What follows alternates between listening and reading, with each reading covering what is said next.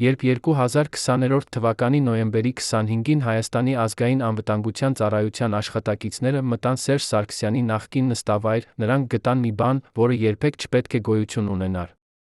Ռիտա Սարգսյանի անձնական արխիվում, թաքնված հատուկ պահարանում, հայտնաբերվեցին վերջին օրերի ձայնագրություններ, զրույցներ Սերժի հետ, հեռախոսազանգեր անհայտ անձանց հետ, ամենակարևորը՝ փաստաթղթեր, որոնք վերաբերում էին Արցախյան երկրորդ պատերազմի վերջին շաբաթներին։ Բայց նոյեմբերի 25-ից հետո, ճիշտ Ռիտայի մահից հետո, այս ապացույցները անհետացան առանց որևէ հետքի։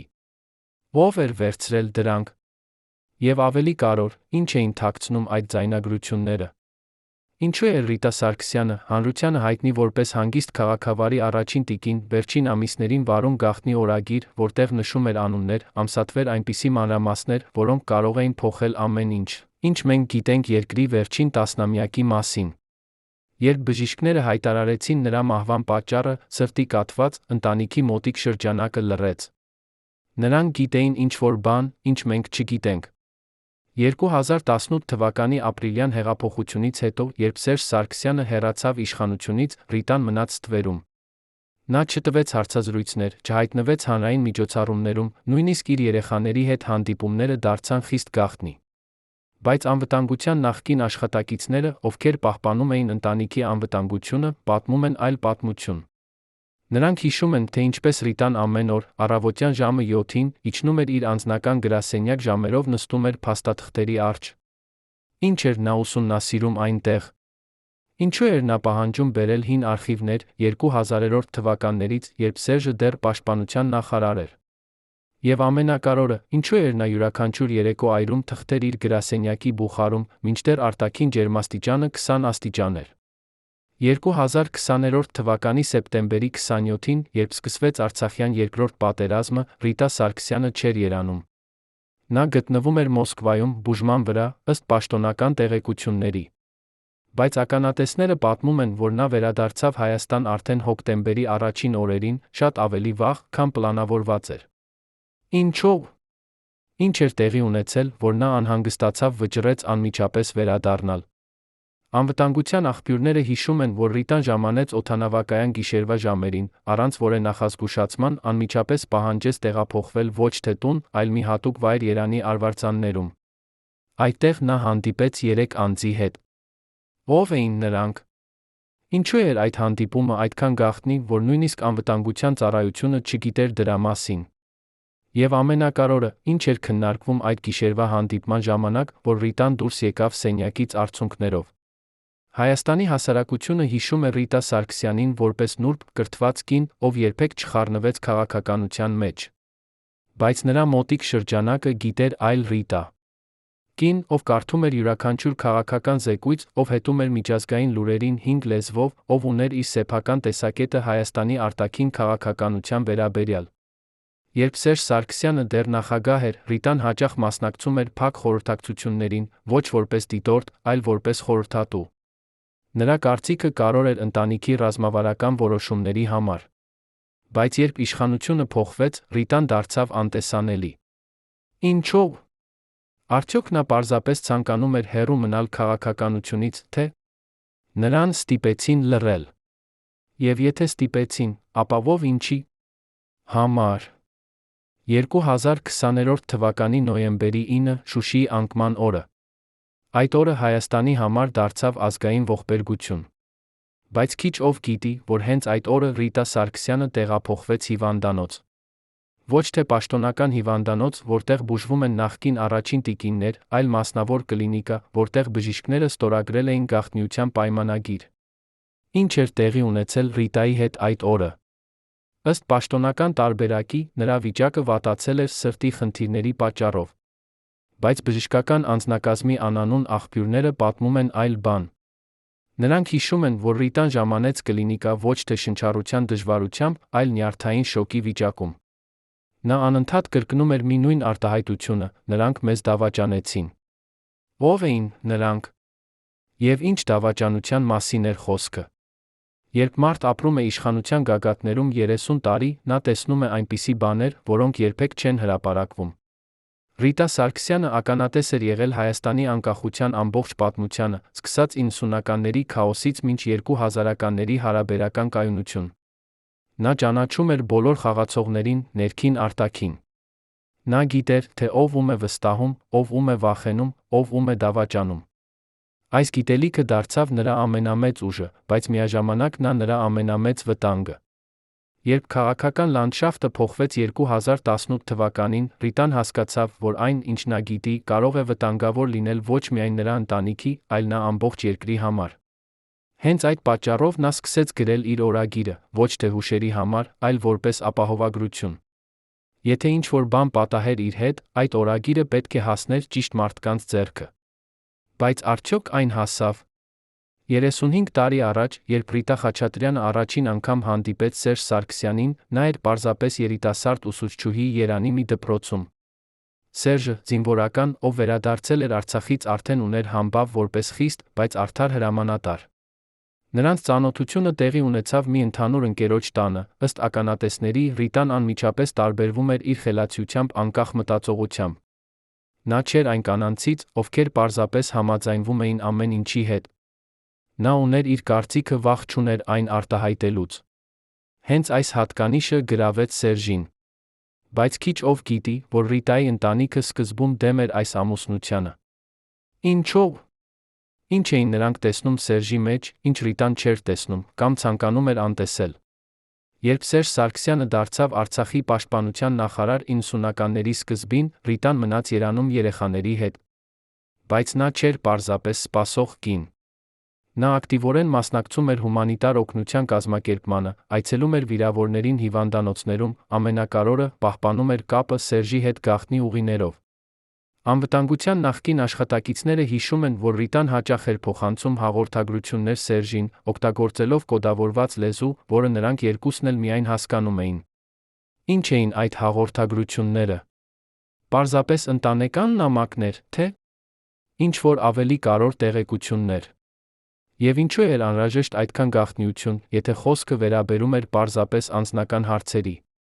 2000 թվականին, երբ Սերժ Սարգսյանը դարձավ պաշտպանության նախարար Հայաստանի Հանրապետությունում, Ռիտայի դերը փոխվեց։ Նա այլևս չէր պարզապես զինվորական կնոջ դերում։ Նա դարձավ մաս քաղաքական էլիտայի, դա նշանակում էր նոր պարտականություններ, նոր կապեր, նոր վտանգներ։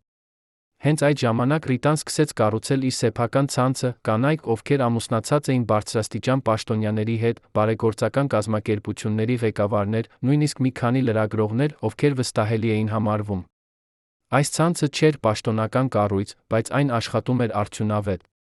Ռիտան ստանում էր տեղեկություններ, որոնք երբեմն չէին հասնում նույնիսկ Սերժի ականջին պաշտոնական ուղիներով։ Նա լսում էր, թե ինչ են խոսում մարդիկ իրենց տներում, ինչ են մտածում նրանք իշխանության մասին, ինչ են վախենում նրանք ասել բարձրաձայն։ Այս տեղեկատվությունը թույլ էր տալիս Ռիտային տեսնել իրական պատկերը, ոչ թե այն, ինչ ներկայացվում էր պաշտոնական զեկույցներում։ 2008 թվականի մարտի 1-ին Հայաստանի համար մեկ ողբերգական օր։ Ընտրական գործընթացի բախումները, զոհեր, երկրի բաժանում երկու ճամբարների։ Ռիտա Սարգսյանը այդ օրերին էր նախագահի տիկնոջ դերում, նա տեսավ ամեն ինչ ներսից։ Նա ներկա էր այն խորհրդակցություններին, որտեղ որոշվում էր, թե ինչպես արձագանքել ցույցերին։ Նա լսեց այն բանավեճները, որտեղ մի կողմը պահանջում էր խիստ միջոցներ, իսկ մյուս կողմը երկխոսություն։ Եվ նա տեսավ, թե ինչպես վերջնական որոշումը կայացվեց։ Բայց Ռիտան երբեք չխոսեց հրապարակայնորեն այդ օրերի մասին։ Նա պահպանեց լռություն 30 տարի։ Ինչո՞վ։ Արդյոք նա համաձայն էր այն որոշումների հետ, որոնք կայացվեցին, թե նա պարզապես չուներ այլ ընտրություն, քան լռել։ Եվ եթե նա չէր համաձայն, ապա ինչու չարտահայտվեց նույնիսկ տարիներ անց, երբ իշխանությունը փոխվեց։ 2013 թվականին, երբ Սերժ Սարգսյանը դարձավ Հայաստանի նախագահ, Ռիտան ստանձնեց առաջին տիկնոջ պաշտոնական դերը։ Նա մասնակցում էր պետական ընդունելություններին, այցելում էր օտարերկրյա պատվիրակությունների հետ, ներկայացնում էր Հայաստանը միջազգային բեմում։ Բայց նրա իսկական աշխատանքը տեղի էր ունենում ստվերում։ Ռիտան հանդիպում էր օտարերկրյա դեսպանների կանանց հետ, ոչ պաշտոնական հանդիպումներում, որտեղ խոսակցությունները շատ ավելի անկեղծ էին, քան դիվանագիտական ընդունելություններում։ Նա սովորում էր, թե ինչ են իրականում մտածում այլ երկրները Հայաստանի մասին, ինչ են նրանց իսկական մտադրությունները, ինչ են նրանք պատրաստվում անել ապագայում։ Այս տեղեկությունները Ռիտան փոխանցում էր Սերժին, դրանք հաճախ ավելի արժեքավոր էին, քան պաշտոնական դիվանագիտական զեկույցները։ Բայց կար մի խնդիր, Ռիտան սկսեց նկատել, որ ոչ բոլոր տեղեկությունները, որոնք նա փոխանցում էր, օգտագործվում էին ճիշտ ձով։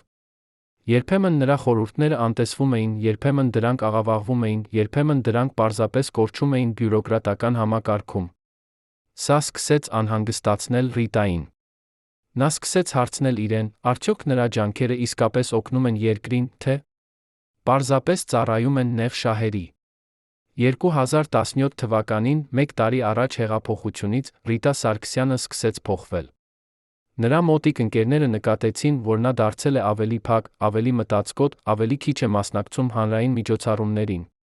Երբ հարցնում էին նրան, թե ինչու է այդպես, Ռիտան պատասխանում էր, որ պարզապես հոգնած է, ցանկանում է ավելի շատ ժամանակ անցկացնել ընտանիքի հետ։ Բայց իրականում ինչ-որ այլ բան էր տեղի ունենում։ Ռիտան սկսել էր տեսնել ճեղքեր համակարգում, ճեղքեր, որոնք կարող էին հանգեցնել աղետի։ Նա տեսավ, թե ինչպես հասարակությունը հեռանում է իշխանությունից, ինչպես վստահությունը քայքայվում է, ինչպես անգամ իշխանության ներսում սկսում են ելալ բաժանումներ։ Ռիտան փորձեց զգուշացնել Սերժին, բայց նրա զգուշացումները չլսեցին։ Կամ չցանկացան լսել։ Եվ երբ ապրիլյան հեղափոխությունը տեղի ունեցավ 2018 թվականին, Ռիտան չզարմացավ։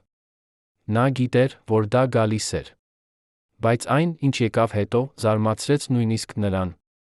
Հիմա, 35 տարի անց առաջին հանդիպումից, մենք պետք է հարցնենք, ինչ տեսավ Ռիտա Սարգսյանը այդ բոլոր տարիների ընթացքում, ինչ մենք չտեսանք։ Ինչ գիտեր նա, ինչ մենք չգիտենք։ Եվ ամենակարևորը, ինչու էր նա որոշել լռել այդքան երկար, ինչու էր նա վերջապես պատրաստվում խոսել 2020 թվականի նոյեմբերին, ճիշտ նախքան իր մահը։ 2020 թվականի հոկտեմբերի 12-ին, երբ Արցախյան պատերազմը մտավ իր ամենակրիտիկական փուլ, Երանի Զվարթնոց օդանավակայան ժամանեց մի մարդ, ով չպետք է այնտեղ լիներ։ Նրա անունը չհայտնվեց ոչ մի պաշտոնական ցուցակում, նրա լուսանկարը չառավ ոչ մի անվտանգության տեսախցիկ, նրա այցը մնաց գաղտնի նույնիսկ բարձրաստիճան պաշտոնյաների մեծ մասի համար։ Բայց մի փոքր խումբ մարդիկ գիտեին նրա մասին, նրանցից մեկը Ռիտա Սարգսյանն էր։ Ո՞վ էր այդ մարդը, ռուսական հատուկ ծառայությունների գործակալ, ամերիկյան լրտեսական ցանցի ներկայացուցիչ, թե ինչ-որ ավելի հզոր կառույցի դեսպան։ Եվ ամենակարևորը, ինչ էր նա ասել Ռիտային այդ գիշերվա հանդիպման ժամանակ, որ նա դուրս եկավ սենյակից ամբողջովին փոխված։ Մարտիկները, ովքեր պահպանում էին այդ հանդիպման անվտանգությունը, հիշում են, որ զրույցը տևեց ճիշտ 1 ժամ, այդ ժամվա ընթացքում Ռիտան ոչ մի անգամ չխոսեց, նա միայն լսում էր։ Երբ այցելուն հեռացավ, Ռիտան նստեց մենակ սենյակում 2 ժամ, առանց շարժման, առանց խոսքի, պարզապես նայելով դատարկ պատին։ Ինչ էր նա լսել, որ այդպես ցնցեց նրան։ Հաջորդ օրը, հոկտեմբերի 13-ին, Ռիտա Սարգսյանը կատարեց ինչ-որ բան, ինչ նա երբեք չէր արել իր կյանքում։ Նա զանգահարեց 3 լրագրողների, մարդիկ, ում նա վստահում էր տարիներ շարունակ, խնդրեց նրանց հանդիպել իր հետ անհապաղ։ Հանդիպումը տեղի ունեցավ ոչ թե նրա տանը, այլ մի չեզոք վայրում, Երանի արվարձաններում գտնվող հին տուն, որը պատկանում էր Ռիտայի հեռավոր ազգականին։ Այնտեղ Ռիտան փոխանցեց նրանց մի ծրար, փաստաթղթեր, լուսանկարներ, մի փոքր ձայնագրող սարք։ Նա ասաց նրանց, որ այս նյութերը պետք է հրապարակվեն միայն այն դեպքում, եթե նրա հետ ինչ-որ բան պատահի։ Լրագրողները հարցրին, ինչու է նա այդպես խոսում, ինչու է նա կարծում, որ նրա հետ կարող է ինչ-որ բան պատահել։ Ռիտան պատասխանեց միայն մեկ նախադասությամբ, որովհետև ես գիտեմ ճշմարտությունը, ճշմարտությունը վտանգավոր է։ Այդ լրագրողներից 2-ը դեռ ապրում են այսօր, նրանք պահպանում են այդ ծրարը։ Բայց նրանք երբեք չեն հրապարակել այն։ Ինչո՞վ։ Արդյոք նրանք վախենում են, թե նրանք սպասում են ճիշտ պահին։ Եվ ինչ կա այդ ծրարում, որ այդքան վտանգավոր է։ 2020 թվականի հոկտեմբերի վերջին շաբաթը Ռիտա Սարգսյանը սկսեց վարվել տարօրինակ։ Նա պահանջեց, որ նրա անձնական բժիշկը ստուգի նրա սրտի վիճակը ամեն օր։ Նա փոխեց իր դեղերը, սկսեց ընդունել նոր բուժում, որը նախկինում մերժել էր։ Եվ ամենակարևորը, նա սկսեց հրաժեշտ տալ մարդկանց։ Ոչ բացահայտ, այլ նուրբ ձով։ Նա զանգահարում էր հին ընկերներին, ասում էր, թե որքան շնորհակալ է նրանց ընկերության համար։ Նա գրում էր նամակներ իր երեխաներին, նամակներ, որոնք պետք է բացվեին միայն հատուկ հանգամանքներում։ Եվ նա անցկացրեց երկար ժամանակ իր անձնական գրասենյակում, կարգավորելով իր փաստաթղթերը, այրելով որոշ թղթեր, թաքցնելով մյուսները այնպիսի վայրերում, որտեղ միայն նա գիտեր։ Արդյոք Ռիտան գիտեր, որ իր ժամանակը սպառվում է, թե՞ նա պարզապես նախազգուշացնում էր ամենավատից։ Եվ եթե նա գիտեր, ապա ինչպես էր նա իմանում։ Ո՞վ էր նախազգուշացրել նրան, կամ ինչ էր նա տեսել, որ հասկացավ, վերջը մոտ է։ Նոյեմբերի 9, Շուշիի անկման օրը։ Երբ լուրը հասավ Երան, ամբողջ երկիրը սարսափի մեջ էր։ Բայց Ռիտա Սարգսյանի համար այդ օրը նշանակում էր ավելին, քան պարզապես ռազմական պարտություն։ Նրա մոտիկ շրջանակի մարդիկ հիշում են, որ երբ նա լսեց լուրը, նա չլաց, չգոչեց, չարտահայտեց զայրույթ։ Նա պարզապես նստեց իր սենյակում, սկսեց կարդալ մի հին գիրք, հայ պատմության գիրք, որը պատմում էր նախկին պարտությունների դավաճանությունների մասին։ Նա կարդաց ամբողջ գիշեր, առավոտյան, երբ առը ծագեց, նա փակեց գիրքը, ասաց իր մոտ գտնվող մարդուն, պատմությունը կրկնվում է, բայց այս անգամ մենք գիտենք, թե ով է մեղավոր։ Ինչ նշանակում էր այդ նախադասությունը։ Ով էր մեղավորը, որին Ռիտան հղում էր անում։ Եվ ինչու էր նա այդքան վստահ, որ գիտեր ճշմարտությունը։ Նոյեմբերի 10, 11, 12 այդ օրերը Ռիտա Սարգսյանը անցկացրեց հիվանդանոցում։ Պաշտոնական տարբերակով նրա սրտի վիճակը վատացել էր սթրեսի պատճառով։ Բայց բժշկական անձնակազմը պատմում է այլ պատմություն։ Նրանք հիշում են, որ Ռիտան ֆիզիկապես ոչ այնքան վատ էր, որքան հոգեպես ջախջախված։ Նա խոսում էր քնի մեջ, կրկնում էր անուններ, ամսաթվեր, արտահայտություններ, որոնք ոչ ոք չէր հասկանում։ Մի բուժքույրը, ով խնամում էր նրան, հիշում է, որ Ռիտան մի գիշեր արթնացավ, ասաց. «Նրանք պետք է իմանան ճշմարտությունը։ Ես չեմ կարող տանել այս բեռը գերեզման»։ Երբ բուժքույրը հարցրեց, թե ինչ ճշմարտության մասին է խոսքը, Ռիտան լռեց, այլևս չխոսեց այդ մասին։ Բայց հաջորդ օրը նա պահանջեց, որ նրան բերեն թուղթ գրիչ։ Նա գրեց ինչ-որ բան, 2 էջ, ապա դրեց այն ծրարի մեջ, կնքեց, տվեց մի բուժքրոջը, ասելով, որ այն պետք է հանձնվի նրա դստերը, եթե նա չվերապրի։ Այդ ծրարը երբեք չգտնվեց։ Ո՞վ էր վերցրել այն, ինչ էր գրված այդ 2 էջերում։ Նոյեմբերի 25, Ռիտա Սարգսյանի մահվան օրը։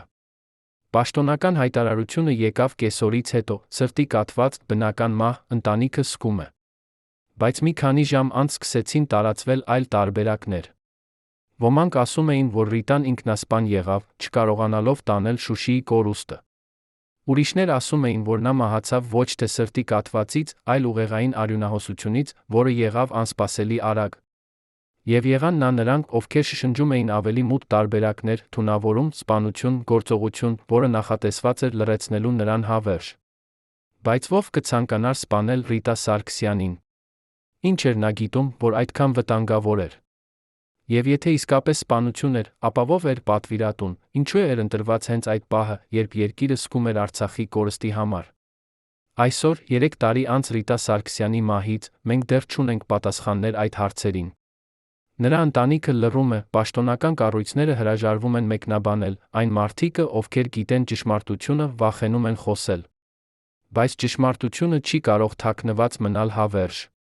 Փաստաթղթերը գոյություն ունեն, ականատեսները ապրում են, ապացույցները սպասում են իրենց պահին։ Հարցը միայն այն է, երբ կգա այդ պահը, ով կունենա քաջություն բացահայտել այն, ինչ Ռիտա Սարգսյանը ցանկանում էր, որ մենք իմանանք։ Արդյոք նրա մահը իսկապես էր սրտի կաթված, որը պատահեց ամենավատ պահին, թե՞ դա էր վերջին գործողությունը մի երկար շղթայի մեջ, որը սկսվել էր շատ ավելի վաղ։ Եվ եթե դա վերջինն էր, ապա ո՞վ են մյուսները այդ շղթայում, երբ կգա նրանց հերթը պատասխանատվություն կրելու։ 2019 թվականի ապրիլին, երբ Սերժ Սարգսյանը հեռացավ իշխանությունից, Ռիտայի անձնական բժիշկը, 63 տարեկան Արմեն Գրիգորյանը, ստորագրեց մի փաստաթուղթ, որը երբեք չպետք է տեսներ լույսը։ Այդ փաստաթղթում նա մանրամասն նկարագրում էր Ռիտայի իրական առողջական վիճակը, ոչ թե այն, ինչ ներկայացվում էր պաշտոնական բուլետիններում, այլ ճշմարիտ պատկերը։ Փաստաթուղթը պահվում էր 2 օրինակով, մեկը բժշկի անձնական սեյֆում, մյուսը անհայտ վայրում, որը բժիշկը բացահայտեց միայն մեկ մարդու, իր դստերը, ով նույնպես բժիշկ էր։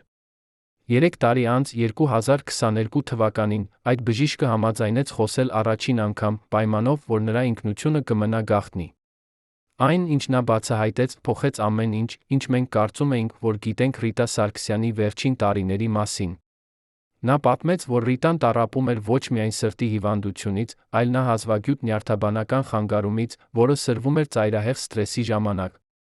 Այս խանգարումը կարող էր հանգեցնել հանկարծակի կաթվածի, բայց միայն այն դեպքում, եթե հիվանդը ենթարկվեր անսովոր ուժեղ հուզական ցնցումի։ Բժիշկը նա բացահայտեց, որ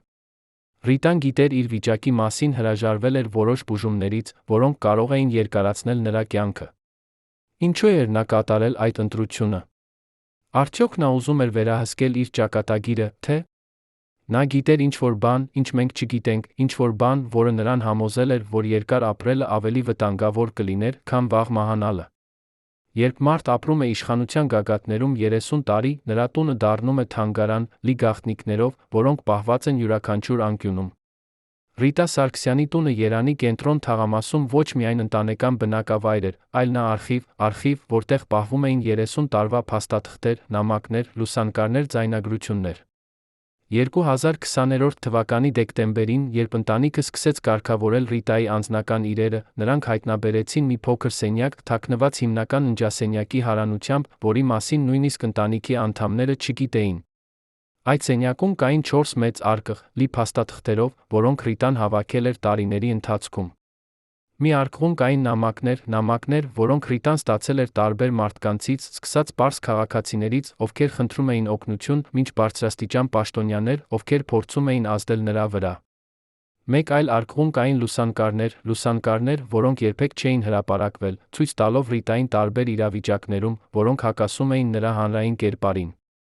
Երրորդ արկղում կային ձայնագրություններ, հարյուրավոր ժամեր զրույցների, որոնք Ռիտան գրանցել էր իր անձնական սարքով, առանց մյուս մասնակիցների իմացության։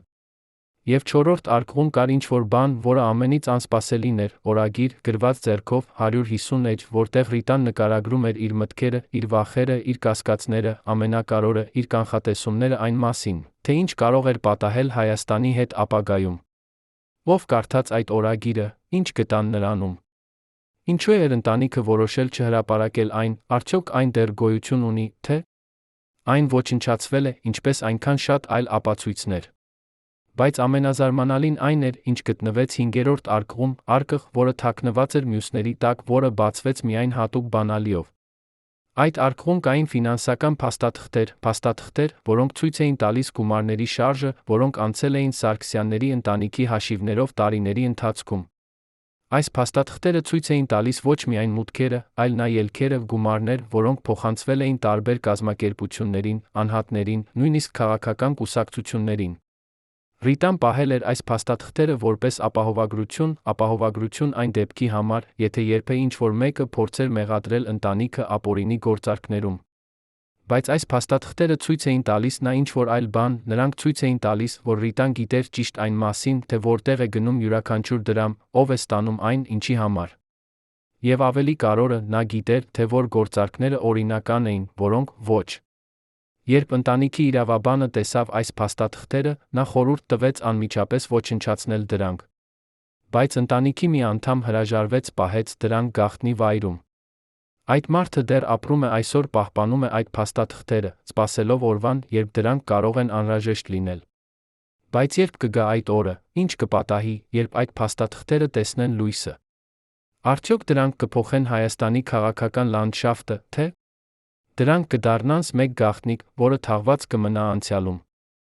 2019 թվականի մայիսին, ճիշտ 1 ամիս հեղափոխությունից հետո, Ռիտա Սարգսյանը ստացավ մի հեռախոսազանգ, որը փոխեց ամեն ինչ։ Զանգը եկավ կեսգիշերին, զանգահարողը չներկայացավ։ Նա պարզապես ասաց մի նախադասություն, նրանք գալիս են ձեզ համար, դուք պետք է պատրաստ լինեք։ Ապա գիծը անջատվեց։ Ռիտան փորձեց հետ զանգահարել, բայց համարը չգործեց։ Նա փորձեց պարզել, թե ով էր զանգահարել, բայց տեխնիկական ծառայությունները չկարողացան հայտնաբերել աղբյուրը։ Այդ գիշերից սկսած Ռիտան փոխեց իր վարքագիծը։ Նա դարձավ ավելի զգույշ, ավելի փակ, ավելի քիչ վստահող։ Նա սկսեց ստուգել իր սենյակները ամեն օր, փնտրելով թաքնված լսարաններ կամ տեսախցիկներ։ Նա փոխեց իր հեռախոսը 3 անգամ 6 ամսվա ընթացքում։ Եվ նա սկսեց հանդիպել մարդկանց միայն հանրային վայրերում, երբեք ոչ իր տանը։ Ո՞վ էր այդ զանգահարողը, ինչու էր նա զգուշացրել Ռիտային։ Արդյոք դա էր ինչ-որ մեկը, ով ցանկանում էր օգնել նրան, թե՞ դա էր հոգեբանական խաղ, նպատակ ունենալով վախեցնել նրան ստիպել սխալ քայլեր կատարել։ Եվ ամենակարևորը, ո՞վ էին նրանք, որոնց մասին խոսում էր զանգահարողը։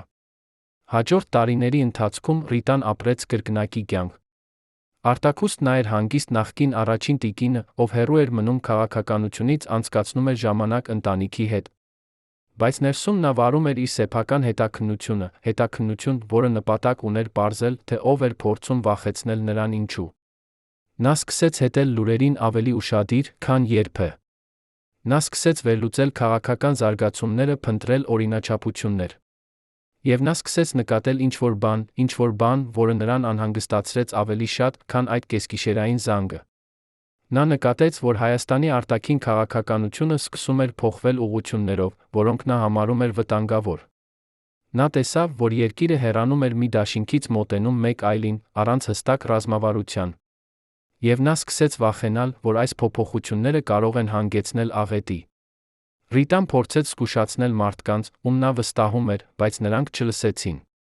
Նրանք ասացին, որ նա չափազանցնում է, որ նա տեսնում է վտանգներ, որտեղ դրանք չկան։ Բայց Ռիտան գիտեր, որ նա ճիշտ է։ Նա տեսել էր այս սցենարը նախկինում, տարբեր երկրներում, տարբեր ժամանակներում, նա գիտեր, թե ինչ է գալիս հետո։ 2020 թվականի սեպտեմբերի 27-ին, երբ սկսվեց Արցախյան երկրորդ պատերազմը, Ռիտա Սարգսյանը չզարմացավ։ Նա սպասում էր դրան։ Նա գիտեր, որ դա գալիս էր, նա նույնիսկ գիտեր մոտավորապես, թե երբ։ Բայց այն, ինչ նրան զարմացրեց, եղավ արագությունը, որով իրադարձությունները զարգացան։ Նա սպասում էր դանդաղ, երկարատ հակամարտության, բայց փոխարենը տեսավ արագ, ավերիչ պատերազմ, որը փոխեց ամեն ինչ 44 օրում։ Եվ նա սկսեց հարցնել իրեն, արդյոք դա էր պարզապես ռազմական պարտություն, թե ինչ-որ ավելի խորը բան էր տեղի ունեցել։ Արդյոք դա էր դավաճանություն, թե պարզապես անկարողություն։ Եվ ամենակարևորը, ով էր պատասխանատու, ինչու էր ոչ ոք չխոսում այդ մասին բարձրաձայն։ Ռիտան որոշեց, որ նա պետք է գտներ պատասխանները, նույնիսկ եթե դա նշանակում էր վտանգի մեջ դնել իրեն։ Նա սկսեց հարցնել հարցեր, որոնք շատերը չէին ցանկանում լսել։ Նա սկսեց խոսել մարդկանց հետ, ովքեր ներգրավված էին պատերազմի պլանավորման մեջ։ Եվ նա սկսեց հավաքել տեղեկություններ, որոնք ցույց էին տալիս, որ ինչ-որ բան շատ սխալ էր գնացել, ոչ միայն ռազմական առումով։ Հոկտեմբերի վերջին, երբ պատերազմը մտավ իր ամենակրիտիկական փուլ, Ռիտան ստացավ մեկ հեռախոսազանգ։ Այս անգամ զանգահարողը ներկայացավ որպես նախկին անվտանգության աշխատակից, ով ցանկանում էր հանդիպել նրա հետ անհապաղ։ Ռիտան համաձայնեց, հանդիպումը տեղի ունեցավ մի չեզոք վայրում։ Այնտեղ այդ մարդը պատմեց նրան ինչ-որ բան, որը ցնցեց նրան մինչ խորքը։ Նա պատմեց, որ պատերազմի ընթացքում եղել են որոշումներ, որոնք կայացվել են ոչ թե ռազմական անհրաժեշտությունից, այլ քաղաքական հաշվարկներից։ Որոշումներ, որոնք զոհել են զինվորների կյանքեր, տարածքներ, իշահ անհայտ նպատակների։ Եվ ամենակարևորը, այդ որոշումները կայացվել են մարդկանց կողմից, ովքեր դեռ իշխանության մեջ են, ովքեր երբեք չեն պատասխանատվություն կրել իրենց գործողությունների համար։ Երբ Ռիտան հարցրեց, թե ինչու է այդ մարդը պատմում նրան այս ամենը, նա պատասխանեց, որովհետև դուք միակն եք, ում ես վստահում, որովհետև դուք ունեք ազդեցություն, որը կարող է փոխել իրերը։ Բայց արդյոք Ռիտան իսկապես ուներ այդ ազդեցությունը, թե դա էր միայն պատրանք։ Եվ եթե նա ուներ, ապա ինչու չօգտագործեց այն ժամանակին, երբ դա կարող էր փրկել կյանքեր, տարածքներ։ 2020 թվականի նոյեմբերի սկզբին, երբ պատերազմը մոտենում էր իր ավարտին, Ռիտա Սարգսյանը սկսեց տառապել տարօրինակ ախտանիշներից։ Նա սկսեց կորցնել քաշը արագ տեմպերով, 5 կիլոգրամ 2 շաբաթում։ Նա սկսեց ունենալ անկնություն, գիշերներ անցկացնելով առանց քնի, պարզապես նայելով առաստաղին։ Եվ նա սկսեց ունենալ տարօրինակ տեսիլներ, որտեղ նա տեսնում էր մարդկանց, ում նա ճանաչում էր, բայց ովքեր արդեն մահացած էին։ Նրա անձնական բժիշկը անհանգստացավ, խորհուրդ տվեց հոսպիտալացում, բայց Ռիտան հրաժարվեց։ Նա ասաց, որ ցանկանում է մնալ տանը, որտեղ նա զգում է իրեն անվտանգ։ Բայց իրականում նա վախենում էր հիվանդանոց գնալուց, վախենում էր, որ այնտեղ նա կլինի ավելի խոցելի, ավելի հեշտ թիրախ նրանց համար, ովքեր կարող էին ցանկանալ նրան վնաս հասցնել։ Ո՞վ էին այդ մարդիկը, որոնց Ռիտան այդքան վախենում էր։ Արդյոք նրանք իսկապես գոյություն ունեին, թե դրանք էին նրա հոգեկան վիճակի արդյունք, պարանոյայի արդյունք, որը զարգացել էր տարիների սթրեսից վախից։ Նոյեմբերի 9, Շուշիի անկման օրը։ Երբ Ռիտան լսեց լուրը, նրա մարմինը ֆիզիկապես արձագանքեց այնպես, ինչպես բժիշկները երբեք չէին տեսել։ Նրա սիրտը սկսեց բաբախել անկանոն ռիթմով, 140 հարված րոպեում, ապա հանկարծ իջավ մինչ 50։ Նրա ճնշումը թռավ մինչ 190-100, 10, ապա կտրուկ իջավ մինչ 90-60։ Եվ նրա ջերմաստիճանը սկսեց տատանվել 38 աստիճանից մինչ 35 աստիճան, ամեն քանի ժամը մեկ։ Բժիշկները չէին կարող բացատրել այս ախտանիշները։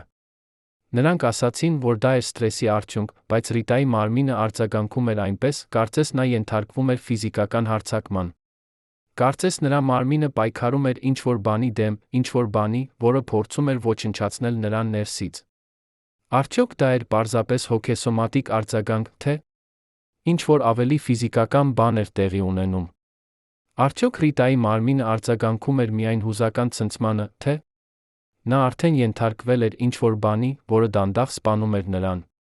Հաջորդ օրերին, երբ Ռիտան հիվանդանոցում էր, նրա վարքագիծը դարձավ ավելի տարօրինակ։ Նա հրաժարվում էր ուտել այն սնունդը, որը բերում էին հիվանդանոցի խոհանոցից։ Նա պահանջում էր, որ նրա ընտանիքը բերեր սնունդ տնից, նույնիսկ այդ դեպքում նա ուտում էր միայն այն, ինչ պատրաստել էր նրա դուստրը անձամբ։ Նա հրաժարվում էր ընդունել որոշ դեղեր, որոնք նշանակում էին բժիշկները, պահանջում էր, որ նրա անձնական բժիշկը ստուգեր յուրաքանչյուր դեղամիջոց նախքան նա այն ընդունելը։ Եվ նա պահանջում էր, որ նրա սենյակում միշտ լիներ ինչ-որ մեկը ընտանիքից, երբեք չթողնելով նրան մենակ բուժքույրերի կամ բժիշկների հետ, ում նա չճանաչեր անձամբ։ Այս վարքագիծը ցույց էր տալիս խորը անվստահություն վախ։ Բայց արդյոք այս վախը արդարացված էր, թե դա էր պարանոյայի նշան։ Եվ եթե դա արդարացված էր, ապա ինչ էր Ռիտան գիտում, որ մենք չգիտենք։ Ինչ էր նա տեսել կամ լսել, որ նրան համոզել էր, որ նրա կյանքը վտանգի մեջ է։ Նոյեմբերի 23-ին, 2 օր առաջ իր մահից, Ռիտա Սարգսյանը պահանջեց հանդիպել իր 3 երեխաների հետ առանձին, առանց ամուսինների, առանց թոռների, միայն նրանք 4-ը։ Այդ հանդիպումը տեց 3 ժամ, ոչ ոք չգիտի, թե ինչ էր քննարկվում այնտեղ։ Երեխաները երբեք չեն խոսել այդ մասին հրապարակայնորեն, նրանք հրաժարվել են պատասխանել լրագրողների հարցերին։ Բայց մի աղբյուր, ով մոտ է ընտանիքին, պատմում է, որ այդ հանդիպման ժամանակ Ռիտան տվեց իր երեխաներին հրահանգներ այն մասին, թե ինչ պետք է անեն, եթե նրա հետ ինչ-որ բան պատահի։ Նա տվեց նրանց անուններ մարդկանց, ում նրանք պետք է վստահեն, անուններ մարդկանց, ում նրանք երբեք չպետք է վստահեն։ Նա տվեց նրանց հասցեներ վայրերի, որտեղ նա թաքցրել էր կարևոր փաստաթղթեր։ Եվ նա տվեց նրանց մի վերջին խնդրանք, որը նրանք պետք է կատարեին, անկախ նրանից, թե ինչ կասեին պաշտոնական կառույցները։ Ինչ էր այդ խնդրանքը, արդյոք երեխաները կատարեցին այն։ Եվ եթե կատարեցին, ապա ինչու մենք դեռ չենք տեսել արդյունքները։ Նոյեմբերի 25, Ռիտա Սարգսյանի մահվան օրը։ Առավոտյան ժամը 7-ին նա արթնացավ, խնդրեց իր դստերը բերել նրան մի բաժակ թեյ։ Դուստրը գնաց խոհանոց, պատրաստեց թեյը ճիշտ այնպես, ինչպես Ռիտան սիրում էր, թույլ, առանց շաքարի, մի կտոր կիտրոնով։ Երբ նա վերադարձավ սենյակ, Ռիտան նստած էր անկողնում, նայում էր պատուհանից դուրս։ Նա վերցրեց թեյը, խմեց մի կում, ասաց. «Շնորհակալ եմ, սիրելիս։ Դու միշտ գիտեցիր, թե ինչպես հոգ տանել ինձ համար»։ Ապա նա դարձավ դեպի դուստրը, ասաց ինչ-որ բան, որը դուստրը երբեք չի մոռանա. «Երբ ես չլինեմ, հիշիր, ճշմարտությունը ավելի կարևոր է, քան հանգստությունը։ Խոստացիր ինձ, որ դու կգտնես ճշմարտությունը, անկախ նրանից, թե որքան ցավոտ է այն»։ Դուստրը խոստացավ, թե նա չհասկացավ, թե ինչ նշանակում էր այդ խոսքը։ Մի ժամ անց Ռիտան սկսեց զգալ ցավ կրծքավանդակում։ Բժիշկները անմիջապես կանչվեցին, բայց երբ նրանք հասան, արդեն ուշ էր։ Ռիտա Սարգսյանի սիրտը դադարել էր բաբախել ժամը 9:30 րոպեին։ Պաշտոնական մահվան վկայականում գրված էր. «Սրտի կաթված»։ Բայց արդյոք դա էր ամբողջ պատմությունը։ Արդյոք Ռիտայի սիրտը պարզապես դադարեց աշխատել սթրեսից, հիվանդությունից, թե ինչ-որ այլ բան էր տեղի ունեցել այդ վերջին ժամերին, ինչ-որ բան, որը մենք երբեք չենք իմանա, եթե չփնտրենք ճշմարտությունը։ Պատկերացրեք, որ դուք եք այն 12 մարդկանցից մեկը, ովքեր գիտեին ամեն ինչ Ռիտա Սարգսյանի մասին, յուրաքանչյուր բժշկական գաղտնիք, յուրաքանչյուր ընտանեկան խորհուրդ, յուրաքանչյուր քաղաքական զրույց, որը տեղի էր ունենում փակ դռների հետում։ Հիմա պատկերացրեք, որ դուք պետք է ընտրեիք պահպանել ձեր հավատարմությունը, թե փրկել ձեր սեփական կյանքը։ 2020 թվականի նոյեմբերի 22-ին այդ 12 մարդիկ կատարեցին ընտրություն, որը փոխեց Հայաստանի պատմությունը։ Նրանցից 7-ը որոշեցին լռել հավերժ, 3-ը հեռացան երկրից անհետացան, իսկ 2-ը մնացին, սպասելով պահին, երբ կարող են խոսել առանց վախի։ Ինչն էր ստիպել այդ մարդկանց դավաճանել իրենց նախկին տիրուհուն։ Արդյոք դա էր վախ, թե ինչ-որ ավելի խորը պատճառ, գիտելիք այն մասին, որ Ռիտայի գաղտնիքները, եթե բացահայտվեին, կարող էին ոչնչացնել ոչ միայն մեկ ընտանիք, այլ ամբողջ քաղաքական համակարգ։ Այդ 12 մարդկանցից մեկը, կին, ով ծառայել էր Ռիտային 15 տարի որպես անձնական օգնական, պահպանում է դեռս մի փոքր տետրակ, որտեղ նա գրանցել էր ամեն ինչ, ինչ տեսել-լսել է այդ տարիների ընթացքում։ Այդ տետրակում կան ամսաթվեր, անուններ, զրույցների բովանդակություն, ամենակարևորը, մանրամասն նկարագրություն այն վերջին 3 շաբաթների, երբ Ռիտան գիտեր, որ իր ժամանակը սպառվում է։ Բայց այդ կինը երբեք չի հրապարակի այդ տետրակը, քանի դեռ ապրում են որոշակի մարդիկ, ում անունները նշված են այդ էջերում, ովքեր դեռ ունեն իշխանություն վնաս հասցնելու նրա ընտանիքին։ 2019 թվականի հունիսին, երբ նոր իշխանությունը սկսեց քննել նախկին ռեժիմի ֆինանսական գործարքները, Ռիտա Սարգսյանը կատարեց մի քայլ, որը շատերը համարեցին անհասկանալի։ Նա հանձնեց իրավաբանական ընկերության մի ծավալուն փաթեթ փաստաթղթեր, որոնք ապացուցում էին, որ բոլոր ֆինանսական գործարքները, որոնք կատարվել էին Սարգսյանների ընտանիքի անունով, եղել են լիովին օրինական թափանցիկ։ Այդ փաստաթղթերը ներառում էին բանկային հաշիվների մանրամասներ, հարկային հայտարարագրեր, գույքի ձեռքբերման պայմանագրեր, նույնիսկ բարեգործական նվիրատվությունների ցուցակներ։ Իրավաբանները, ովքեր ուսումնասիրեցին այդ փաստաթղթերը, զարմացան դրանց մանրամասնությամբ, ճշգրտությամբ։ Ամեն ինչ փաստաթղթավորված էր, ամեն ինչ հաշվառված էր, ամեն ինչ համապատասխանում էր օրենքին։ Բայց հետո նրանք նկատեցին ինչ-որ տարօրինակ բան, որոշ փաստաթղթեր, որոնք պետք է լինեին այնտեղ, բացակայում էին։ Փաստաթղթեր, որոնք վերաբերում էին որոշակի ժամանակահատվածների, հատկապես 2007 թվականից մինչ 2012 թվականը։ Երբ իրավաբանները հարցրին Ռիտային այդ բացերի մասին, նա պատասխանեց, որ այդ փաստաթղթերը կորել են տեղափոխության ժամանակ։ Բայց ինչու էին կորել հենց այդ փաստաթղթերը, ոչ թե մյուսները։ Արդյոք դա էր պատահականություն, թե Ռիտան գիտակցաբար թաքցրել էր դրանք, որովհետև դրանք պարունակում էին տեղեկություններ, որոնք կարող էին վտանգավոր լինել։ Եվ եթե այդպես է, ապա ինչ էր այդ տեղեկությունները, ում համար էին դրանք վտանգավոր։ Այդ նույն ամիսը Ռիտան սկսեց հանդիպել մի խմբի հետ, որը կազմված էր 5 կանանցից, բոլորը նախկին բարձրաստիճան պաշտոնյաների կանայք, ովքեր նույնպես կորցրել էին իրենց դիրքերը հեղափոխությունից հետո։ Այդ հանդիպումները տեղի էին ունենում ամեն 2 շաբաթը մեկ, միշտ տարբեր վայրերում, միշտ խիստ գաղտնիության պայմաններում։ Ոչ ոք չգիտեր, թե ինչ էր քննարկվում այդ հանդիպումներում, բայց անվտանգության աղբյուրները, ովքեր հետում էին այդ կանանց, նկատեցին, որ յուրաքանչյուր հանդիպումից հետո նրանցից մեկը կատարում էր հեռախոսազանգ դեպի արտերկիր, միշտ տարբեր երկրներ, միշտ տարբեր համարներ։ Ո՞վ էին այդ մարդիկը, ում նրանք զանգահարում էին, ինչ տեղեկություններ էին փոխանցում։ Արդյոք այդ կանայք պարզապես փորձում էին պահպանել կապ իրենց նախկին կյանքի հետ, թե նրանք կազմակերպում էին ինչ-որ բան ավելի լուրջ, ինչ-որ բան, որը կարող էր ազդել Հայաստանի ապագայի վրա։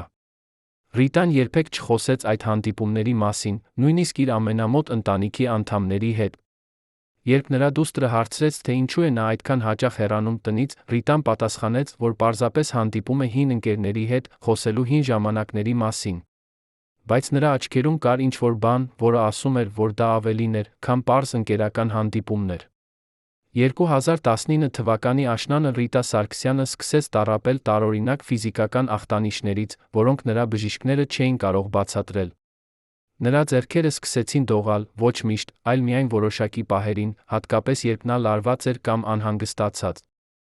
Նրա քայլքը դարձավ ավելի դանդաղ անվստահ, կարծես նրա ոտքերը չէին հնազանդվում նրա կամքին։ Եվ նրա խոսքը երբեմն դառնում էր անհստակ, բառերը խառնվում էին, նախադասությունները մնում էին անավարտ։ Բժիշկները կասկածեցին նյարդաբանական խանգարում, հավանաբար Պարկինսոնի հիվանդության վաղ փուլ, բայց թեստերը ցույց չտվեցին, որ է հստակ ախտորոշում։ Ռիտան հրաժարվեց ավելի խորը հետազոտություններից, ասելով, որ նա չի ցանկանում իմանալ, եթե ինչ-որ անբուժելի հիվանդություն ունի։ Նա ասաց, որ նա խնդրում է ապրել իր մնացած օրերը առանց վախի անհանգստության։ Բայց իրականում Ռիտան վախենում էր ոչ թե ախտորոշումից, այլ այն բանից, որ եթե նրա վիճակը վատանար, նա կկորցներ իր մտավոր կարողությունները, որոնք նրան անհրաժեշտ էին իր վերջին առաքելությունը կատարելու համար։ Ո՞րն էր այդ առաքելությունը, ինչու էր այն այդքան կարևոր, որ Ռիտան պատրաստ էր զոհել իր առողջությունը դրա համար։ 2020 թվականի հունվարին Ռիտան ստացավ մի նամակ, ձեռքով գրված, առանց ստորագրության, առանց վերադարձի հասցեի։ Նամակը բաղկացած էր միայն 3 նախադասությունից՝ ժամանակը մոտենում է։ Նրանք գիտեն, թե ինչ գիտեք դուք։ Պատրաստվեք։ Ռիտան կարդաց նամակը, այրեց այն անմիջապես, երբեք չխոսեց դրա մասին ոչ ոքի հետ։ Բայց այդ օրվանից սկսած նրա վարքագիծը կրկին փոխվեց։ Նա դարձավ ավելի մեկուսացած, ավելի գաղտնիական, ավելի զգույշ իր շարժումների հետ։ Նա սկսեց ստուգել, թե արդյոք նրան հետում են, երբ նա դուրս է գալիս տնից։ Նա սկսեց փոխել իր երթուղիները ամեն օր, երբեք չգնալով նույն ճանապարհով 2 անգամ։ Եվ նա սկսեց պահել իր ամենակարևոր փաստաթղթերը ոչ թե տանը, այլ տարբեր վայրերում, վայրեր, որոնք միայն նա գիտեր։ Ո՞վ էր ուղարկել այդ նամակը, ընկեր, թե թշնամի։ Արդյոք դա էր զգուշացում, թե սպառնալիք։ Եվ ամենակարևորը, ով էին նրանք, ովքեր գիտեին, թե ինչ գիտեր Ռիտան, ինչու էին նրանք այդքան անհանգստացած այդ գիտելիքից։ 2020 թվականի փետրվարին, երբ համաճարակը սկսեց տարածվել աշխարհում, Ռիտա Սարգսյանը տեսավ հնարավորություն։ Նա հասկացավ, որ համաշխարհային ուշադրությունը շեղված է առողջապահական ճգնաժամի վրա, դա նշանակում էր, որ քաղաքական գործերը կմնան ստվերում։ Հենց այդ ժամանակ նա որոշեց սկսել իր վերջին նախագիծ, որը նա պլանավորել էր տարիներ շարունակ, բայց երբեք չէր ունեցել քաջություն իրականացնելու։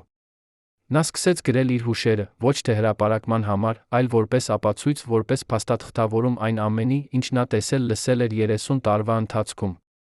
Նա գրում էր ամեն գիշեր, 3 ժամից 5 ժամ, նստելով իր անձնական գրասենյակում, որտեղ ոչ ոք չէր խանգարում նրան։ Նա գրում էր ձեռքով, ոչ թե համակարգչով, որովհետև վախենում էր, որ էլեկտրոնային փաստաթղթերը կարող են հեշտությամբ գողացվել կամ ոչնչացվել։ Յուրաքանչյուր գիշեր նա գրում էր 10 մինչ 15 էջ, յուրաքանչյուր առավոտ նա թաքցնում էր այդ էջերը տարբեր վայրերում իր տանը, վայրեր, որտեղ ոչ ոք չէր փնտրի։ Ինչ էր գրում Ռիտան այդ էջերում։ Անուններ, ամսաթվերներ, գաղտնի գործարքներ, դավաճանություններ։ Արդյոք նա գրում էր միայն այն, ինչ տեսել էր անձամբ, թե նա այն, ինչ լսել էր ուրիշներից։ Եվ ամենակարևորը, որտեղ են այդ էջերը հիմա, արդյոք դրանք երբեք կտեսնեն լույսը։ Մարտին Ռիտան ավարտեց իր հուշերի առաջին մասը, 120 էջ, որոնք ծածկում էին ժամանակահատվածը 90-ականների սկզբից մինչ 2000 թվականը։ Այդ էջերում նա նկարագրում էր, թե ինչպես էր Սերժ Սարգսյանը բարձրացել իշխանության աստիճաններով, ովքեր էին օգնել նրան, ովքեր էին խոչընդոտել նրան, ինչ գնով էր եկել յուրաքանչյուր հաջողություն։ Նա գրում էր անուններ մարդկանց, ովքեր այսօր դեռ իշխանության մեջ են, ովքեր նախընտրում են, որ այդ պատմությունը մնա թաղված անցյալում։ Նա գրում էր գործարքների մասին, գործարքներ, որոնք կնքվել էին գաղտնի, որոնց արդյունքները փոխել էին Հայաստանի ճակատագիրը։ Եվ նա գրում էր իր սեփական դերի մասին, ոչ թե որպես անմեղ դիտորդ, այլ որպես ակտիվ մասնակից, ով երբեմն համաձայնում էր որոշումների հետ, երբեմն լռում էր, երբ պետք է խոսեր։ Այս ազնվությունը, այս պատրաստակամությունը ընդունել իր սեփական պատասխանատվությունը, դարձրեց Ռիտայի հուշերը տարբեր բոլոր մյուս քաղաքական հուշերից։ Նա չէր փորձում արդարացնել իրեն կամ իր ընտանիքը։ Նա պարզապես պատմում էր ճշմարտությունը, այնպես, ինչպես նա տեսել էր այն։ Բայց երբ նա ավարտեց այդ առաջին մասը, նա հասկացավ, որ չի կարող շարունակել։ Ոչ թե որովհետև չուներ ավելին ասելու, այլ որովհետև վախենում էր, որ եթե շարունակեր, նա կբացահայտեր գաղտնիքներ, որոնք կարող էին վնաս հասցնել ոչ միայն իր ընտանիքին, այլ նա ամբողջ երկրին։ Ապրիլին, երբ համաճարակը հասավ Հայաստան, Ռիտան որոշեց դադարեցնել իր գրելը, կենտրոնանալ ավելի անհապաղ հարցի վրա, ինչպես պաշտպանել իր ընտանիքը այն բանից, ինչ նա զգում էր, որ գալիս է։ Նա սկսեց տեղափոխել իր ամենակարևոր փաստաթղթերը դեպի ավելի անվտանգ վայրեր։ Նա սկսեց խոսել իր երեխաների հետ ավելի բաց, պատմելով նրանց բաներ, որոնք երբեք չէր պատմել նախկինում։ Եվ նա սկսեց պատրաստվել այն հնարավորության համար, որ նա կարող է չապրել բավականաչափ երկար, տեսնելու, թե ինչ կլինի հետո։ Նա գրեց նամակներ իր երեխաներին, նամակներ, որոնք պետք է բացվեին միայն նրա մահից հետո։ Նա ստեղծեց հրահանգների ցուցակ, հրահանգներ այն մասին, թե ինչ պետք է անեն նրանք, եթե որոշակի իրավիճակներ ծագեն։ Եվ նա ընտրեց 3 մարդիկ, ում նա վստահում էր ամենից շատ, տվեց նրանցից յուրաքանչյուրին մի մասը իր գաղտնիքների, այնպես որ ոչ մեկը չունենար ամբողջ պատկերը, բայց 3-ը միասին կարող էին վերականգնել ամբողջ ճշմարտությունը։ Ո՞վ էին այդ 3 մարդիկը, արդյոք նրանք դեռ ապրում են։ Արդյոք նրանք պահպանում են այն, ինչ Ռիտան տվեց նրանց, թե նրանք արդեն ոչնչացրել են այն վախից։ Եվ եթե նրանք դեռ պահպանում են, ապա երբ կգա պահը, երբ նրանք կմիավորեն իրենց մասերը, կբացահայտեն ամբողջ ճշմարտությունը։ 2020 թվականի հուլիսին Ռիտա Սարգսյանի առողջական վիճակը սկսեց նկատելիորեն վատանալ։ Նրա սրտի ռիթմը դարձավ անկանոն, երբեմն շատ արագ, երբեմն շատ դանդաղ, առանց որևէ տեսանելի պատճառի։ Նրա ճնշումը սկսեց տատանվել վտանգավոր մակարդակներում, մի օր շատ բարձր, հաջորդ օրը շատ ցածր։ Եվ նրա ընդհանուր վիճակը դարձավ այնպիսին, որ նրա բժիշկները սկսեցին լուրջ անհանգստանալ։ Նրանք խորհուրդ տվեցին հոսպիտալացում մանրակրկիտ հետազոտություններ, բայց Ռիտան կրկին հրաժարվեց։ Նա ասաց, որ գիտի, թե ինչ է պատահում իր մարմնի հետ, որ ոչ մի բժիշկ չի կարող օգնել նրան։ Երբ նրա անձնական բժիշկը պնդեց, որ նա պետք է առնվազն թույլ տա ավելի մանրամասն թեստեր, Ռիտան նայեց նրան ասաց ինչ-որ բան, որը բժիշկը երբեք չի մոռանա. «Իմ մարմինը ոչնչանում է, որովհետև իմ հոգին չի կարող տանել այն բեռը, որը կրում եմ»։ Երբ մարդ գիտի չափազանց շատ գաղտնիքներ, այդ գաղտնիքները սկսում են սպանել նրան ներսից։ Ինչ նշանակում էր այդ խոսքը։ Արդյոք Ռիտան խոսում էր փոխաբերական իմաստով, թե նա իսկապես հավատում էր, որ գաղտնիքները, որոնք նա պահպանում էր, ֆիզիկապես ոչնչացնում էին նրան։ Եվ եթե այդպես է, ապա ինչու՞ չբացահայտեց նա այդ գաղտնիքները, ազատելու իրեն այդ բեռից։ Ինչն էր ավելի կարևոր նրա համար, իր կյանքը, թե այն գաղտնիքները, որոնք նա պահպանում էր։ Օգոստոսին Ռիտան սկսեց տառապել տարօրինակ տեսիլներից, տեսիլներ, որոնք գալիս էին ցերեկվա ժամերին, երբ նա լիովին արթուն էր։ Նա տեսնում էր մարդկանց, ում նա ճանաչում էր, բայց ովքեր արդեն մահացած էին։ Նա տեսնում էր վայրեր, որտեղ նա եղել էր տարիներ առաջ, բայց որոնք այլս գոյություն չունեին։ Եվ նա տեսնում էր իրադարձություններ, որոնք դեռ չէին տեղի ունեցել, բայց որոնք նա զգում էր, որ անխուսափելի էին։ Նրա ընտանիքը սկսեց անհանգստանալ, որ նա կորցնում է իր մտավոր կարողությունները, բայց Ռիտան պնդում էր, որ նա երբեք չի եղել ավելի պարզ մտքով։ Նա ասում էր, որ այդ տեսիլները ոչ թե հալյուցինացիաներ են, այլ հիշողություններ, կանխատեսումներ, որոնք խառնվում են նրա գիտակցության մեջ, որովհետև ժամանակի սահմանները սկսում են աղավաղվել նրա համար։ Արդյոք Ռիտան իսկապես ունենում էր այդ տեսիլները, թե դա էր նրա հիվանդության ախտանիշ։ Եվ եթե այդ տեսիլները իսկական էին, ապա ինչ էր նա տեսնում ապագայում, ինչ էր այդքան վախեցնում նրան, որ նա չէր կարող խոսել դրա մասին բարձրաձայն։ Սեպտեմբերի 27-ին, երբ սկսվեց Արցախյան երկրորդ պատերազմը, Ռիտա Սարգսյանի մարմինը արձագանքեց այնպես, կարծես նա ֆիզիկապես ստացել էր հարված։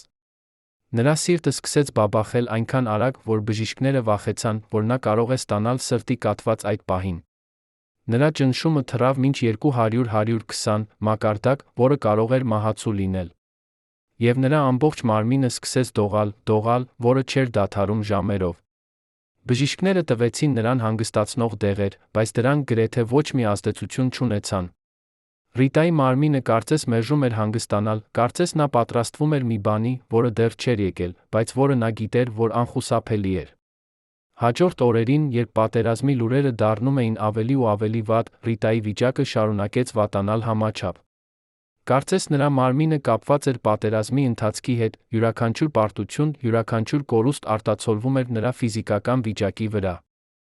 Արդյոք դա էր պարզապես հուզական արձագանք, թե ինչ-որ ավելի խորը կապ կար Ռիտայի այն իրադարձությունների մեջ, որոնք տեղի էին ունենում Արցախում։ Արդյոք նա զգում էր մեղավորություն, թե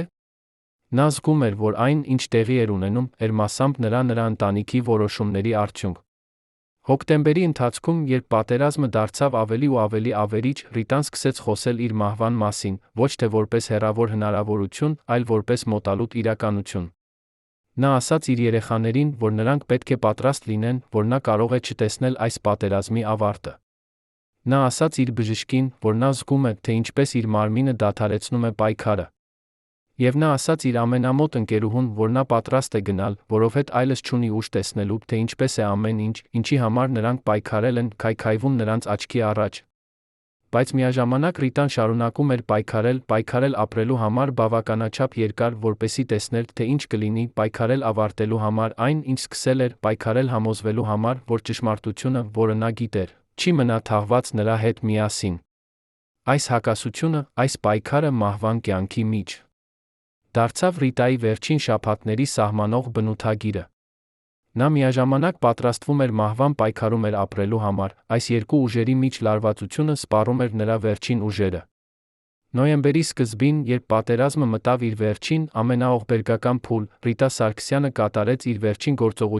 գործողություն, որը նա պլանավորել էր ամիսներ շարունակ։ Նա հավաքեց իր բոլոր ամենակարևոր փաստաթղթերը, հուշերը, նամակները, ձայնագրությունները, ֆինանսական փաստաթղթերը, բաժանեց դրանք 3 մասի։ Յուրաքանչյուր մասը նա դրեց առանձին ծրարի մեջ, կնքեց, տվեց 3 տարբեր մարդիկ, ում նա վստահում էր ամենից շատ։ Նա ասաց նրանցից յուրաքանչյուրին, որ նրանք պետք է պահեն այդ ծրարները անվտանգ վայրում, բացեն դրանք միայն այն դեպքում, եթե 3-ն էլ միասին համաձայնեն, որ ժամանակը եկել է։ Նա ասաց նրանց, որ այդ ծրարները պարունակում են ճշմարտություն, որը կարող է փոխել Հայաստանի պատմությունը, բայց որը նա կարող է վտանգավոր լինել նրանց համար, եթե սխալ մարդիկ իմանան դրա մասին։ Նա ասաց նրանց, որ նրանք պետք է լինեն խելացի համբերատար, սպասեն ճիշտ պահին, երբ Հայաստանը պատրաստ կլինի լսելու ճշմարտությունը։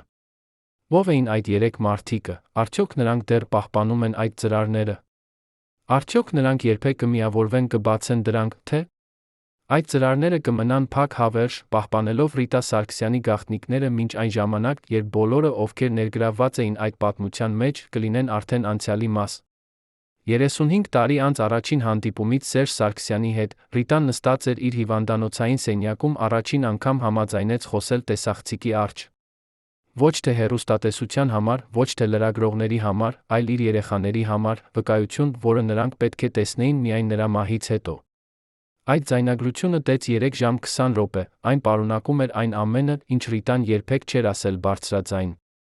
Նա պատմեց անուններ մարդկանց, ովքեր դավաճանել էին Հայաստանին ոչ թե թշնամիների համար, այլ անձնական շահերի համար։ Նա պատմեց ամսաթվեր, երբ կայացվել էին որոշումներ, որոնք փոխել էին երկրի ճակատագիրը, բայց որոնք երբեք չէին հրապարակվել։ Նա պատմեց գաղտնի հանդիպումների մասին, հանդիպումներ, որտեղ քննարկվել էին Արցախի ապագան, որտեղ որոշ մարդիկ արդեն պատրաստ էին զիջումների, որոնք հանրությունը երբեք չէր ընդունի։ Եվ ամենակարևորը, նա պատմեց մի անձի մասին, ում նա անվանեց հիմնական դավաճան, մարդ, ով տարիներ շարունակ խաղացել էր կրկնակի խաղ, ծառայելով միաժամանակ Հայաստանին նրա հակառակորդներին։ Այդ մարդու անունը Ռիտան ասաց միայն մեկ անգամ, շատ հստակ, ապա ավելացրեց, երբ դուք լսեք այս անունը, դուք չեք հավատա։ Բայց ես ունեմ ապացույցները, դրանք թաքնված են այնտեղ, որտեղ միայն դուք կգտնեք դրանք։ Այդ ձայնագրությունը գոյություն ունի դեռս, պահված 3 տարբեր վայրերում, 3 օրինակ, որպեսզի եթե մեկը ոչնչացվի, մյուսները մնան։ Բայց ընտանիքը երբեք չի հրապարակել այն։ Ինչո՞վ։ Արդյոք նրանք վախենում են հետանքներից, թե՞ նրանք դեռ չեն պատրաստ լսել ճշմարտությունը, որը իրենց մայրը բացահայտեց իր վերջին օրերին։ 2020 թվականի նոյեմբերի 12-ին, 3 օր առաջ իր մահից, Ռիտա Սարգսյանը ստացավ այցելություն մի մարդուց, ով չպետք է այնտեղ լիներ։ Հիվանդանոցի անվտանգության գրանցամատյանները ցույց են տալիս, որ այդ օրը մուտք գործեց մի անձ, ներկայացած որպես հեռավոր ազգական, բայց ում անունը չհամապատասխանում է ոչ մի հայտնի ազգականի անվանը Սարգսյանների ընտանեկան ծառում։ Այդ մարդը մնաց Ռիտայի սենյակում 20 րոպե, այդ ժամանակ ոչ ոք այլ չէր ներկա։ Երբ նա հեռացավ, բուժքույրը, ով մտավ սենյակ անմիջապես հետո, նկատեց, որ Ռիտան լացում էր, ոչ թե բարձրաձայն, այլ լուռ, արցունքները պարզապես հոսում էին նրա դեմքով։ Երբ բուժքույրը հարցրեց, թե արդյոք ամեն ինչ կարգին է, Ռիտան պատասխանեց միայն, հիմա ես գիտեմ ճշմարտությունը։ Եվ ճշմարտությունը ավելի վատ է, քան ես երբեք պատկերացրել էի։ Ո՞վ էր այդ այցելուն, ինչ էր նա ասել Ռիտային այդ 20 րոպեում։ Անվտանգության տեսախցիկները ցույց են տալիս մի մարդու, միջին հասակի, մուգ հագուստով, գլխարկով, որը ծածկում էր նրա դեմքի մեծ մասը։ Նա մտավ հիվանդանոց ճիշտ այն ժամանակ, երբ փոխվում էր հերթափոխը, հեռացավ այն պահին, երբ անվտանգության աշխատակիցները զբաղված էին այլ այցելուների հետ։ Կարծես նա գիտեր ճիշտ ժամանակը, ճիշտ ուղին, մտնելու դուրս գալու առանց ուշադրություն գրավելու։ Արդյոք դա էր պրոֆեսիոնալ, ինչ-որ մեկը, ով վարժված էր գաղտնի գործողություններում, թե պարզապես ինչ-որ մեկը, ով շատ ուշադիր պլանավորել էր իր այցը։ Այդ այցից հետո Ռիտայի վարքագիծը կրկին փոխվեց։ Նա դարձավ ավելի հանգիստ, ավելի հաշտ, կարծես նա վերջապես ընդունել էր ինչ-որ բան, ինչի դեմ պայքարել էր երկար ժամանակ։ Նա դադարեցրեց պահանջել լրացուցիչ անվտանգական միջոցներ։ Նա դադարեցրեց հրաժարվել դեղերից, որոնք նշանակում էին բժիշկները։ Եվ նա սկսեց խոսել իր մահվան մասին ոչ թե վախով, այլ գրեթե հանգստությամբ։ Նա ասաց իր դստերը, երբ մարդ իմանում է ամբողջ ճշմարտությունը, մահը այլևս վախեցնող չէ։ Այն դառնում է պարզապես հաջորդ քայլը։ Բայց ինչպիսի՞։ Ճշմարտություն էր իմացել Ռիտան այդ 20 րոպեում։ Արդյոք այդ այցելում բացահայտել էր նրան, թե ով էր իսկապես պատասխանատու Արցախի կորստի համար։ Արդյոք նա պատմել էր նրան, թե ինչպես էր ամեն ինչ պլանավորված տարիներ առաջ, թե ինչպես էին Ռիտան նրա ընտանիքը եղել միայն խաղաքարեր ավելի մեծ խաղում։ Կամ թե նա բացահայտել էր ինչ-որ ավելի անձնական բան, ինչ-որ բան, որը վերաբերում էր ուղղակիորեն Ռիտային նրա դերին այն իրադարձություններում, որոնք հանգեցրել էին այս աղետին։ Նոյեմբերի 14-ին, 11 օր առաջ իր մահից, Ռիտա Սարգսյանը գրեց իր վերջին նամակը, նամակ, որը հասցեագրված էր ոչ թե իր ընտանիքին, այլ հայ ժողովրդին։ Այդ նամակը 3 էջ էր, գրված ձեռքով, շատ հստակ ուղիղ լեզվով։ Նա սկսեց այն այսպես. «Սիրելի հայրենակիցներ, երբ դուք կկարդաք այս տողերը, ես այլևս ձեզ հետ չեմ լինի։ Բայց նախքան հեռանալը, ես պարտական եմ ասել ձեզ ճշմարտությունը, ճշմարտություն, որը ես պահել եմ չափազանց երկար»։ Ապա նա շարունակեց պատմել պատմություն, որը սկսվել էր 30 տարի առաջ, երբ Հայաստանը նոր էր դարձել անկախ, երբ շատ մարդիկ, ովքեր այսօր համարվում են հերոսներ, կատարում էին գործողություններ, որոնք հեռու էին հերոսությունից։ Նա գրեց անուններ մարդկանց, ովքեր վաճառել էին Հայաստանի շահերը անձնական հարստության համար։ Նա գրեց գործարքների մասին, գործարքներ, որոնք կնքվել էին գաղտնի, որոնք հանգեցրել էին երկրի թուլացմանը։ Եվ նա գրեց իր սեփական մեղավորության մասին, մեղավորություն լռելու համար, երբ պետք է խոսեր, համաձայնվելու համար, երբ պետք է հակառակվեր, մասնակցելու համար համակարգին, որը նա գիտեր, որ սխալ է։ Այս ազնվությունը, այս պատրաստակամությունը ընդունել իր սեփական մասնակցությունը, դարձրեց այդ նամակը տարբեր բոլոր մյուս քաղաքական հայտարարություններից։ Բայց ամենակարևոր մասը եկավ վերջում, երբ Ռիտան գրեց. «Արցախի կորուստը չէր պատահական։ Այն էր տարիների պլանավորման արդյունք, պլանավորում, որը կատարվել էր ոչ թե մեր թշնամիների կողմից, այլ մարդկանց կողմից, ում մենք համարում էինք մեր ընկերներ, դաշնակիցներ։ Եվ ամենավատը, որոշ մարդիկ մեր սեփական կառավարության մեջ գիտեին այդ մասին, ոչինչ չարեցին դա կանխելու համար։ Ես գիտեմ այս բաները, որովհետև ես ներկա էի այն խորհրդակցություններին, որտեղ քննարկվում էին այս հարցերը։ Ես լսեցի այն զրույցները, որտեղ որոշվում էր, թե որքան տարածք կարելի է զիջել առանց հանրության ապստամբության։ Եվ ես տեսա այն փաստաթղթերը, որոնք ապացուցում են, որ մեր պարտությունը չէր անսպասելի, այն էր նախապես հաշվարկված։ Այս պնդումները, եթե ճշմարիտ են, փոխում են ամեն ինչ, ինչ մենք կարծում էինք, որ գիտենք Արցախյան երկրորդ պատերազմի մասին։ Դրանք նշանակում են, որ պատերազմը չէր պարզապես ռազմական պարտություն, այլ քաղաքական դավաճանություն։ Բայց արդյոք Ռիտան ասում էր ճշմարտությունը, թե նա պարզապես փորձում էր գտնել մեղավորներ իր սեփական ցավի մեղավորության համար։ Այդ նամակը Ռիտան տվեց իր ամենամեծ դստերը, ասելով, որ նա պետք է որոշի, թե երբ է ճիշտ ժամանակը հրապարակելու այն։ Դուստրը պահեց այդ նամակը գաղտնի 6 ամիս, ապա ցույց տվեց այն իր եղբայրներին։ Նրանք երեքով որոշեցին չհրապարակել այն անմիջապես, այլ սպասել, մինչ նրանք կարող են ստուգել Ռիտայի պնդումները։ Նրանք սկսեցին փնտրել այն փաստաթղթերը, որոնց մասին Ռիտան խոսել էր իր նամակում։ Նրանք հարցաքննեցին մարդկանց, ում Ռիտան անվանել էր որպես ականատեսներ։ Եվ նրանք փորձեցին վերականգնել այն իրադարձությունների շղթան, որը հանգեցրել էր Արցախի կորստին։ Բայց ամեն անգամ, երբ նրանք մոտենում էին ճշմարտությանը, նրանք հանդիպում էին պատերի, մարդիկ, ովքեր հրաժարվում էին խոսել, փաստաթղթեր, որոնք անհետացել էին, սպառնալիքներ, որոնք ստիպում էին նրանց դադարեցնել իրենց հետաքննությունը։ Ո՞վ էր այդ մարդիկը, ովքեր այդքան հզոր էին, որ կարող էին կանխել նույնիսկ նախկին նախագահի ընտանիքին ճշմարտությունը բացահայտելուց։ Եվ ինչու էին նրանք այդքան վախենում այն բանից, ինչ Ռիտան գիտեր։ Նոյեմբերի 21-ին, 4 օր առաջ իր մահից, Ռիտա Սարգսյանը կատարեց իր վերջին հանրային գործողությունը։ Նա պահանջեց, որ բերեն նրան հեռախոս, զանգահարեց 3 լրատվամիջոցներ, որոնք նա համարում էր անկախ վստահելի։ Նա ասաց նրանցից յուրաքանչյուրին նույն հաղորդագրությունը. «Ես ունեմ տեղեկություններ, որոնք կարող են փոխել Հայաստանի պատմությունը։ Եթե ինչ-որ բան պատահի ինձ հետ հաջորդ շաբաթում, դուք պետք է գիտենաք, որ դա չէր պատահական։ Եվ դուք պետք է փնտրեք ճշմարտությունը, ճշմարտություն, որը թաքնված է այնտեղ, որտեղ միայն իմ ընտանիքը կգտնի այն»։ Լրագրողները, ովքեր ստացան այդ զանգերը, զարմացան, անհանգստացան։ Նրանք հարցրին Ռիտային, թե ինչու է նա այդպես խոսում, ինչու է նա կարծում, որ նրա հետ կարող է ինչ-որ բան պատահել։ Բայց Ռիտան հրաժարվեց բացատրել ավելին։ Նա պարզապես ասաց. «Դուք կհասկանաք ամեն ինչ շուտով։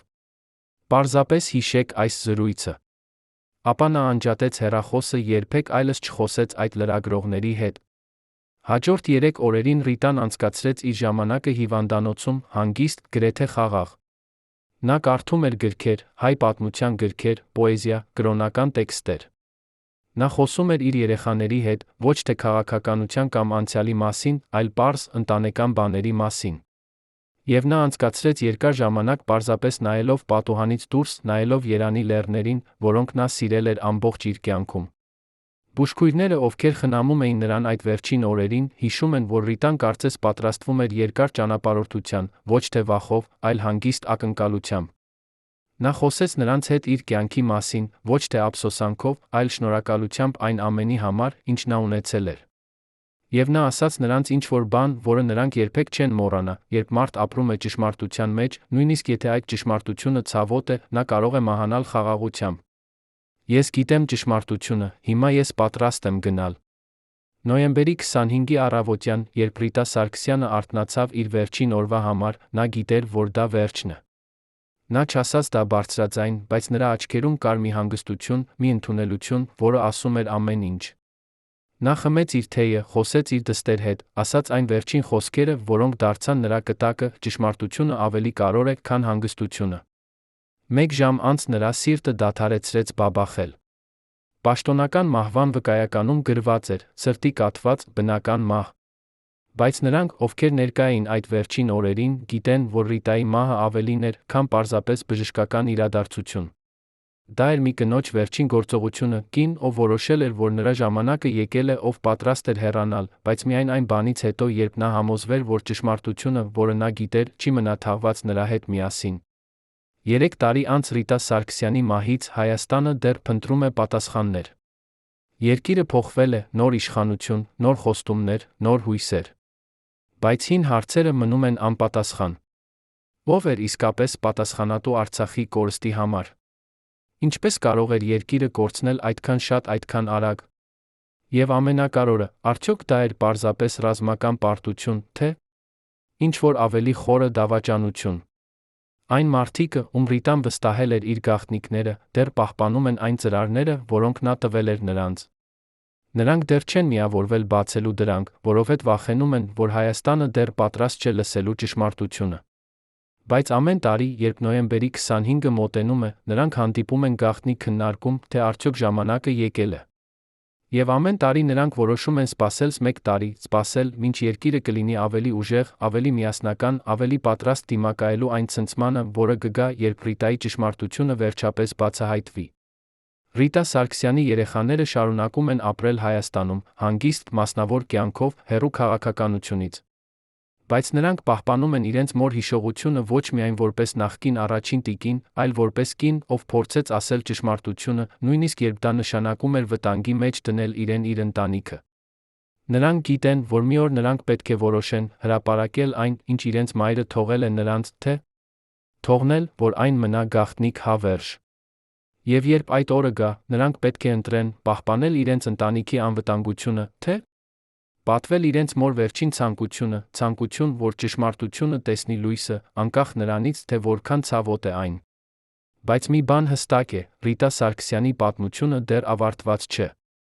Նրա ձայնը դեռ լսվում է այն փաստաթղթերում, որոնք նա թողել է, այն ձայնագրություններում, որոնք նա կատարել է, այն հիշողություններում, որոնք նա ստեղծել է նրանց մեջ, ովքեր ճանաչում էին նրան։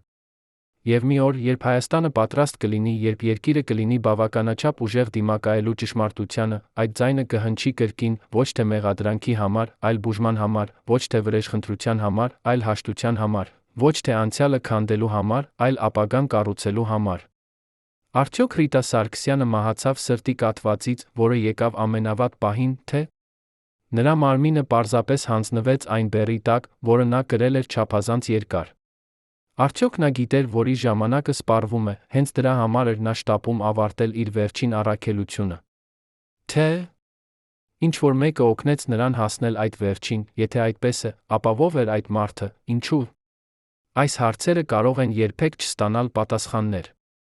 Բայց մի բան մնում է անվիճելի, Ռիտա Սարգսյանը ապրեց իր կյանքը իշխանության ստվերում, բայց նա մահացավ փորձելով բերել լույս այդ ստվերների մեջ։ Եվ դա, վերջապես, կարող է լինել նրա ամենամեծ ժառանգությունը։ Հարգելի հեռուստադիտողներ, եթե դուք հետել եք այս ողբերգական պատմությանը մինչ վերջ, գրեք մեկնաբանություններում, թե որ քաղաքից եք։ Մեզ համար կարևոր է իմանալ, թե որտեղ է Ռիտա Սարգսյանը դեռ հիշվում։ Եվ բաժանորդագրվեք ալիքին, չբաց թողնելու ճշմարտությունը պատմության կուռքերի մասին։